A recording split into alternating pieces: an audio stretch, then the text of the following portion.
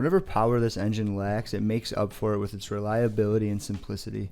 It's one of the simplest engines I've ever worked on.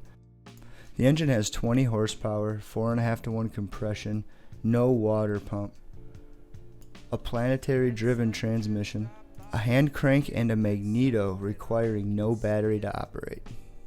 Okay, so this is the commutator.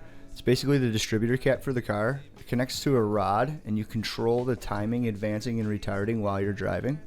Alright, so this is the aluminum Z head I put on the car. I bought it from a friend.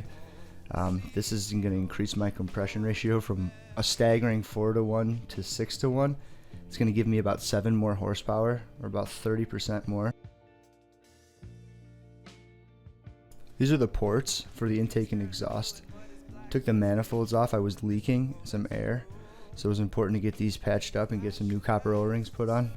I painted the car with Oldsmobile Rocket Gold. I had some leftover paint. I thought it would look good with the silver head. Made sure my leather belt was in good shape. Cleaned up this oil bypass tube. Had to change the O-ring on the magneto. It was leaking oil. The most important part is there's no more grime, nastiness. It's not the best paint job in the world, but it'll do for now. So this is a modern 6-volt alternator that I bought to replace the generator that came with the car.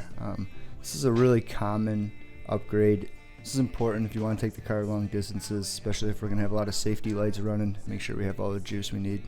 The intake and exhaust manifolds can be really hard to put on. They sell clamps for temporary holding, but I figured, how hard could it be? Gotta at least try it.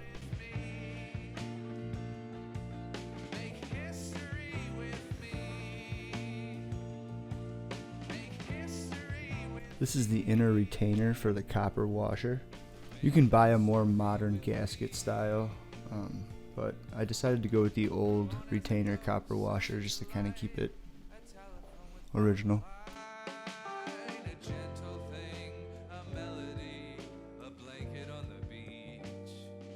Okay, now the copper crush washer.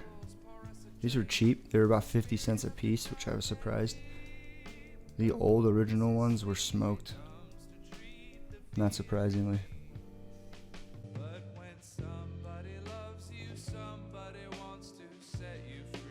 Okay, now so you can watch me fat finger this in real time.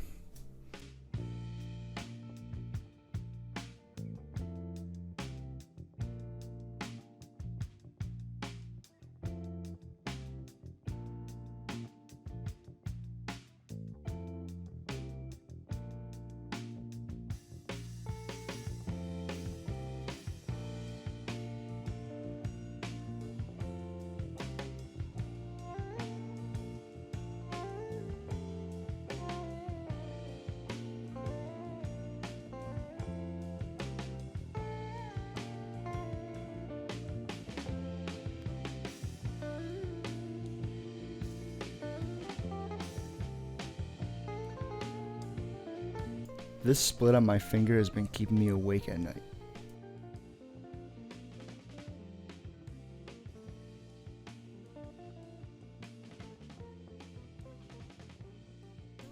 I'm not sure exactly what the torque specs are on here. I think something like 30 pounds, but if you're a piece of shit mechanic like me, you just kind of guess at it. Maybe use a short wrench so you don't overdo it. I tend to be an over tightener, so I'm sure I over tightened them.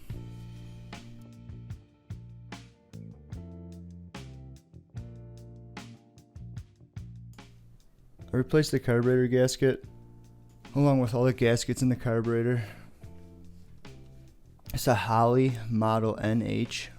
Holley started making these carburetors as a replacement for the Model T, and eventually they worked so well and were so popular that Ford just teamed up with them and they became standard equipment. Well, I figured because I'm going to be beating the piss out of this thing, I might as well put really good oil in it. So we put 4 quarts of Royal Purple 10W30 in it. See how that holds up. Alright, thanks a lot for watching, guys. Stay tuned because pretty soon we're going to be doing donuts.